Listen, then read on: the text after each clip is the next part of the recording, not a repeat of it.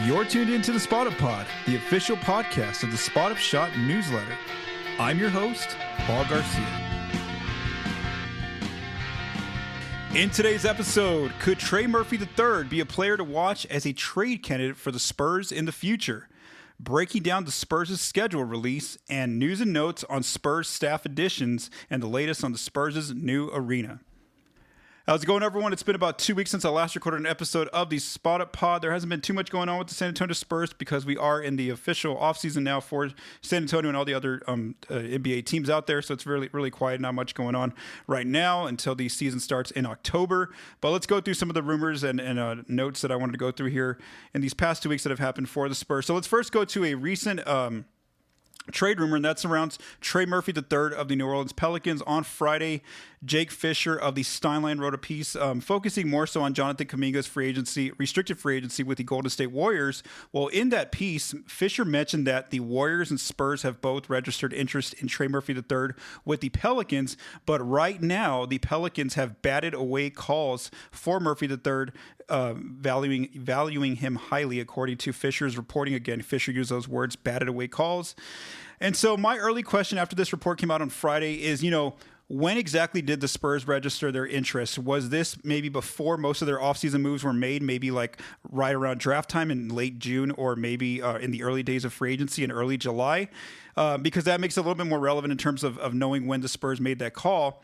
And so, again, if it was just my guess, or if this was a more recent move, did the Spurs just recently call New Orleans? So I guess, again, my interpretation of this is that the Spurs at least called maybe at some point early in the offseason before they made most of their roster moves, just to kind of gauge, where New Orleans is. And obviously, according to Fisher's reporting, the Pelicans are telling the Spurs and any other team, the Warriors, et cetera, that they're batting away those phone calls right now. So again, they're not interested right now, the Pelicans, in moving Trey Murphy III via trade.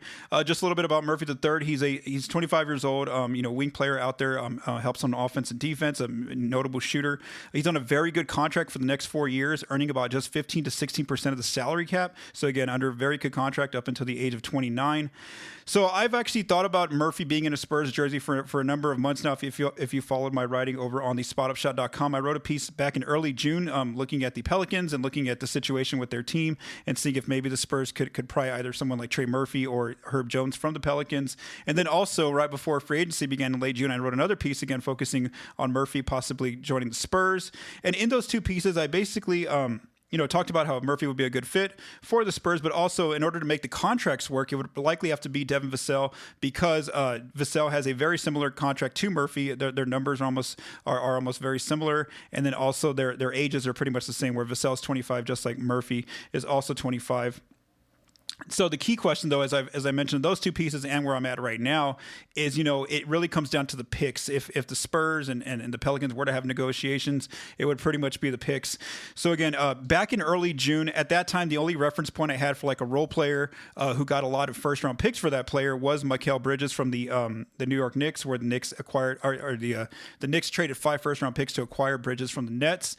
But then we saw right before the draft in late June, Desmond Bane ended up getting sent from Memphis to Orlando, and the Magic sent the Grizzlies 4 first round picks and a pick swap. So again, these are Desmond Bane, Mikal Bridges. These are not all-star players, but these are very notable role players who have a lot of upside. And so these teams, the Knicks and the Magic, dished out a lot for those players to bring them to their teams. And so again, that's where I think that where Murphy's at. He's not quite an all-star, but he's a very good role player who a lot of teams would want on their team. And so right now, I do think that as of right now in August 2025, that reporting from Fisher that the Pelicans are batting away phone calls, holds a lot right there. And the Pelicans are pretty much in trade negotiations right now with any team that wants interest in Murphy. They have a lot of the leverage right now because they can set the bar very high because he's on a multi-year contract, and there's no reason for them to move him unless, of course, he were to eventually ask out at some point. But right now, that doesn't look like the case. And so again, I think that high bar could be right now early on, maybe 3 or 4 first round picks plus a pick swap, basically seeing what the Grizzlies got for Desmond Bane and kind of using that as a leverage point for New Orleans and trade negotiations with any team that has interest in Murphy.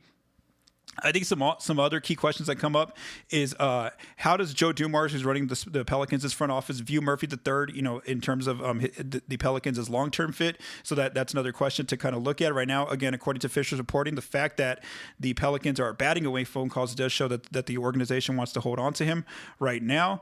And so again, right now it doesn't look like right now the Pelicans are on the verge of moving Murphy to any team right now, the Spurs or the Warriors or anyone. But I do wonder if their tone will change, as the season goes into a few months. The reason why for that is because the Pelicans aren't projected to be a very good team out west, where they're in a tough conference, where according to Vegas, their over-under is just 30.5 wins, which would put them with the second worst record out west.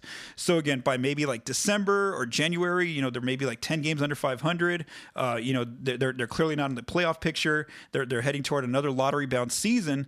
Is that a time maybe by December, January, the Pelicans front office, if they're losing games, if they start evaluating whether or not to move Murphy to a team, especially if teams are willing to pay a high price to get him, or does maybe they finish the season and then maybe they go into the draft next year in 2026 and be drafted in June and maybe look at taking some calls to see if they can, which teams will be willing to give up a lot for Murphy III. So again, I think that his name's going to continue to be in that rumor mill, even though he may not be available for trade right now. And also, as the years go on, Murphy's contract, that 4-year deal, will eventually start to shrink year by year. And of course, if his game continues to improve, teams are still going to want him on their team. They'll continue to call and make calls to the Pelicans, especially as he gets older, going and toward the end of that contract. And so right now, I don't think that the Spurs need to be so very urgent in terms of trying to acquire Murphy III. I think that because they have a player like Vassell, who has kind of a similar game out on the wing, out there, maybe doesn't have the height or the wingspan of Trey Murphy III, but has a similar game offensively in terms of being able to spread the floor and score inside as well. I think that the Spurs can be a little bit more patient in terms of trying to see, can Vassell continue to develop and improve his game, and if so, then maybe they don't have to look at Murphy III as a long-term fit down the road. But they can use this season as that trial kind of season. And then if things aren't working out with Vassell, where he's not making that growth that maybe they're hoping to see in him, then maybe they can revisit the Murphy question of maybe calling the Pelicans in the offseason, or, if it's at some point in this season, maybe before the February trade deadline, or even next year or the following year. So all I would say is, again, I don't think that a trade is, on the horizon right now between the Spurs and the Pelicans, or the Warriors and the Pelicans. But I would say that going forward, Murphy III is definitely a player, I think, to watch as a trade candidate to possibly end up on the Spurs in a few years, as long as he's under contract for these next 4 years. All right, so now let's move on to our second topic, and that was the NBA releasing their schedule for all 30 teams back on August 14th. So some early takeaways on the Spurs' schedule, and I wrote about this over on the spotupshot.com if you'd like to check that out. The Spurs will have a significant increase in 22 national TV games that are going to be spread across ESPN, ABC, NBC, Peacock, and Prime, putting Wemby on national television for 28% of his 80 scheduled games. This also, of course, includes the marquee Christmas Day game against the Oklahoma City Thunder. As far as back-to-backs, the Spurs are going to have 14 back-to-backs in their new schedule. And then according to PositiveResidual.com, the Spurs have the sixth toughest schedule by their strength of schedule metric. And this makes sense considering that the Spurs are in a very tough conference, the Western Conference, which pretty much has a bunch of playoff teams in it. And not only that, they're in a tough division that has the Houston Rockets, who are projected to be the second best team out west, the Memphis Grizzlies, who maybe they're not going to be as good as they were last year, but they're still going to be, a team that you have to battle with every night. The Dallas Mavericks, again, another team that's you're going to have to battle with. And then, of course, the Pelicans, too, even though as much as I talked about the Pelicans looking like, they're going to be a lottery-bound team, which they do, they're still going to be, they're not an easy win every night when you go and face them if all their players are healthy and available in games. So what I want to do is go through a month-by-month look at the Spurs' schedule. First of all, Media Day will be starting on September 29th, so that's that final Monday of September. And then the Spurs are going to participate in 5 preseason games that span from October 6th through October 17th. Then we get to October. The Spurs have 5 games in this month, 3 home games, 2 road games, and 1 back-to-back. So I have these first, there's 5 opponents. What I want to talk about is kind of how I categorize some of these opponents. I'm going to say these teams are like teams that you battle with, where yes, the Spurs should be favored on paper against these teams, but again, they really have to earn this win. These are teams that could beat them as well. And so these are 3 teams on that first 5 games: the Dallas Mavericks, the Miami Heat, and the New Orleans Pelicans. Then there's some teams that the Spurs should be favored against by paper, and they are expected to probably win against, and those are the Brooklyn Nets and the Raptors. So again, the Spurs can get off to a really good start if they take care of those wins in those first 5 games in October. Then we transition to November. The Spurs have 14 games, 7 on the road, 7 at home, 1 back-to-back. This is also a key month for the NBA Cup because the Spurs will be playing in their group play games against the Rockets, the Warriors, the Blazers, and the Nuggets during those group games. And of course, the Spurs want to try to win their group in order to advance to the elimination tournament in December. If not, then they'll have 2 regular scheduled games in December. So there's a bunch of tough opponents in this month where they're going to face the Los Angeles Lakers, the Houston Rockets, the Golden State Warriors twice, the Atlanta Hawks, the Denver Nuggets, and the Minnesota Timberwolves. They're going to have some teams where they should be favored against, but they're going to have to battle to get those wins. Those are teams like the Phoenix Suns twice, the Sacramento Kings, the Grizzlies, the Pelicans, and the Blazers. And then there's a team who I would actually I don't know where exactly to put Chicago, but Chicago I'm going to say should be in that should win category, that the Spurs should beat them. So I put them there, but again, the Bulls can be competitive as well, and so they could possibly go up to that in a battle question. So again, that month of November looks pretty tough there for the Spurs. Let's go on to December. The Spurs have 12 games on paper right now, so 6 games at home, 6 on the road, 1 back-to-back. But like I said, if they don't qualify, or depending on their results in the NBA Cup group play games, they could have 2 regular season scheduled games there in December, so they will have 14 games. Or if they do really well, then they can move on to the knockout rounds, and of course they'd have games in elimination tournament format as well. So they're gonna get 2 more games in December. We just don't know which kind of games, whether those are group play games, regular season games, or knockout games. So they have some tough opponents on paper right now. On the schedule, they have the Orlando Magic. They face the Cleveland Cavaliers twice in December. They play the Atlanta Hawks one more time, the Oklahoma City Thunder twice, especially on Christmas Day, and then also the New York Knicks on I think that's on New Year's Eve. So again, some pretty tough opponents in December in terms of teams that they're going to battle with, but they should be able to beat. That's the Memphis Grizzlies and the Pelicans. And then they're going to have some teams that they should win, get some easy wins over, and that's the Washington Wizards, who they play twice, and then the Utah Jazz. Let's move on to January. So there's 15 games in the month of January, 6 at home, 9 on the road. There's 4.5 back-to-backs. The reason why I say 4.5 is because one of those back-to-backs carries over into February. So the tough opponents on their schedule that month are the Los Angeles Lakers, the Minnesota Timberwolves twice, the Thunder, the Milwaukee Bucks, and then the Houston Rockets twice. Teams that they should beat, but they're going to have to battle to earn those wins. Those are the Indiana Pacers, the Grizzlies, the Boston Celtics, the Pelicans, and the Blazers. And then teams that they should defeat on paper, that they should be favored against and win against, are the Utah Jazz twice and the Charlotte Hornets. Let's go on to February. The Spurs have 11 games in this shortened month, so they have 5 home games, 6 road games. This is also when the rodeo road trip starts. There's 3.5 back-to-backs. Again, part of that back-to-back is carrying over from January. The rodeo road trip is going to span from February 10th to February 26th. It's 7 games total. However, 2 of those games are considered home games because they are going to be played in Austin. And also, the Spurs are going to have a break in the middle of their rodeo road trip because they are going to be on the All-Star break during that segment of their schedule. So some tough opponents in February. They have the Orlando Magic, the Thunder, the Lakers, the Warriors, and then the Detroit Pistons. And then teams that they're going to have to battle with are the Mavericks twice, the Suns, and the Kings. And then some teams that they should be favored against and should win against are the Toronto Raptors and the Brooklyn Nets. Let's move on to March. This is the month that has the most games in the season, I believe. That's 16 games in March, 9 at home, 7 on the road, 2 back-to-backs. Some tough opponents coming up in March are the Knicks, the Pistons, the Los Angeles Clippers twice, the Rockets, the Nuggets, and the Bucks. Some teams they'll have to battle with to get wins are the Sixers, the Celtics, the Kings, the Suns, the Pacers, the Heat, and the Grizzlies. And then teams that they should defeat on paper and it should win, are the Charlotte Hornets and the Chicago Bulls. Then we close out the season in April. The Spurs have 7 games in that final month, and these are all very tough games. There's 4 games at home, 3 on the road, 1 back-to-back. The tough opponents on paper in April are the Warriors, the Clippers, and then the Nuggets twice. And then the teams that they're going to have to battle with to get wins are the Sixers, Blazers, and Mavericks. And again, part of that too in April is it's hard to tell, which teams have secured enough positioning in their playoff seeding where maybe they might rest some players. But again, knowing that it's the Western Conference and these teams are so close to each other, aside from maybe like the Oklahoma City Thunder, all these teams are going to probably be battling up until the final game of the regular season.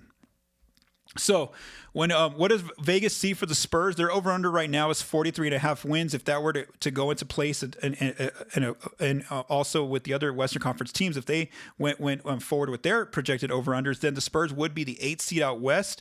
And so that's kind of where I've seen San Antonio maybe possibly somewhere in that mix of like 6 to 10, 6 at best seed, maybe 10 at worst seed. But I do expect the Spurs to finally, end their playoff slump and at least either get into the play-in tournament or at least get into the playoffs.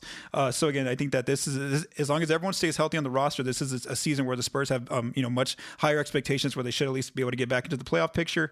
And when I just went off over unders in a simulation in that piece I wrote over on the spotupshot.com, I ended up with the Spurs having anywhere from like 44 wins to 46 wins, which again kind of matches going over that over under just by a little bit at 43.5 wins.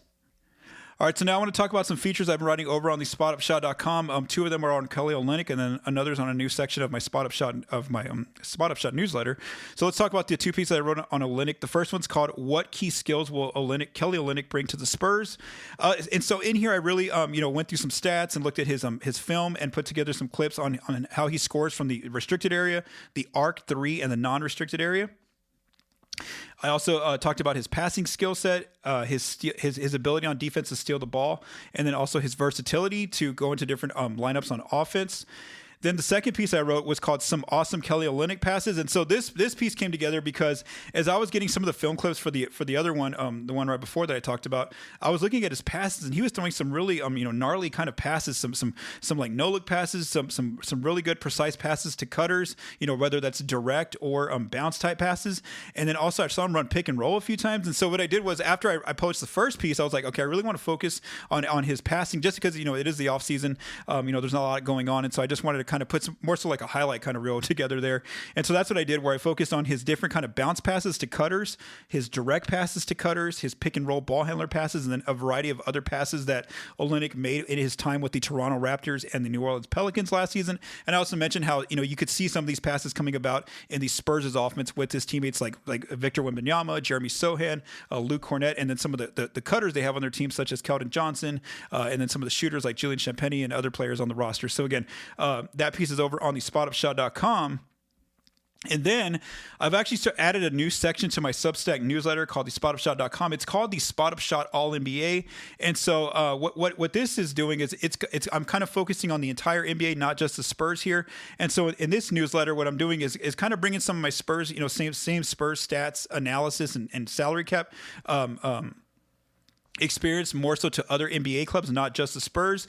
And so you can subscribe to those by plugging your email address when you visit one of those pieces. And what the difference here is that, I know a lot of people follow my work more so for my Spurs coverage. So I didn't want to, put these new pieces in everybody's inbox in their email that's already subscribed to the newsletter. So that's why I give you that option of being able to subscribe, to this using your same email account, but now to that section, that other section of my Spot Upshot newsletter. And so any paid pieces on that you've already paid for the Spurs side, also you get access for free to those other pieces. Those are actually included in the whole package. So again, that's over on the spotupshot.com. It's called the Spot Upshot All NBA. That's again, if you want to go outside and read my Spurs coverage, outside of my Spurs coverage and read my All NBA, and not just All NBA, but overall NBA coverage over on the spotupshot.com.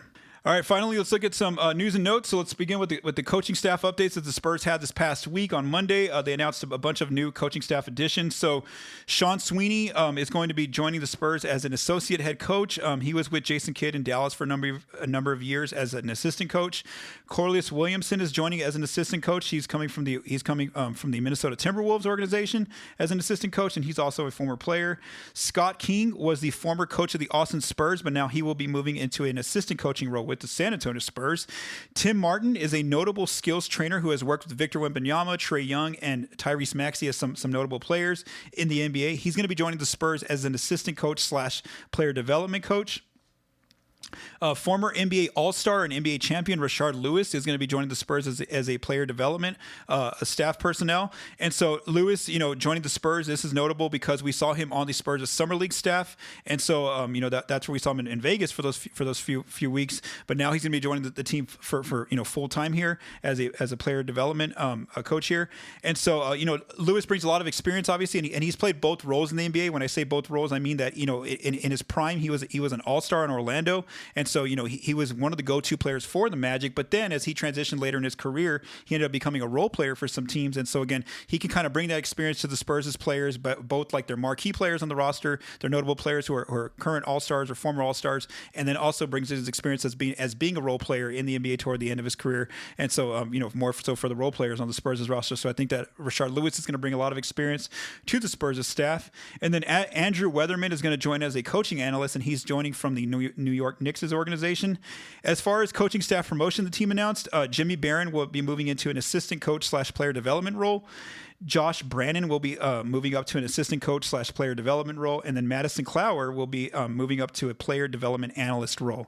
And then as far as the other staff members on the bench, Matt Nielsen and Mike Noyes will both remain as assistant coaches under head coach Mitch Johnson. And then also Brett Brown, who was an assistant coach of the Spurs, will be transitioning into a front office position with the Spurs organization. All right, and then I just want to kind of give an update on the Spurs' arena situation. That this is coming directly from the Spurs. I will admit, I'm not as plugged into the whole arena, situation, the whole what's going on there. So there's some notable, TV reporters in the local San Antonio market who are covering that really well. But again, that's just not my area. I more so stick to like salary cap stuff and all the stats stuff. So again, this is not quite my area of expertise. But I'm just going to read what the Spurs put out on Thursday, part of their statement. So on Thursday, they put out a statement on behalf of San Antonio Spurs managing partner Peter J. Holt, where he basically said that this vote is going to be decided by the voters in Bexar County on November 4th. And so again, I'm going to put the full statement on the screen for those that watch it in video format. But again, that vote will be decided, it looks like, on November 4th, according to the citizens of Bexar County will have a chance to vote on whether or not they want to vote for that new Spurs arena or not. And so we are in the, we're basically in what one of my old Spurscast colleagues over at Project Spurs when I used to work there, Aaron Prine, used to call the doldrums of the offseason. That's kind of where we're at right now. And so again, there's not a lot going on with the Spurs right now. Regarding their training camp roster, they can still add 2 more players on training camp contracts. It's been kind of quiet. And again, it's pretty much an entire month to go because again, they don't start training camp until September 29th. I know the Spurs might start appearing, on social media, being in, mini camps for the players. They're allowed to participate there. The players are, but as far as required, staff and players to be at training camp and media day, that won't be until September 29th. So we have about a month to go before the Spurs start to get into the season for the 25-26 regular season.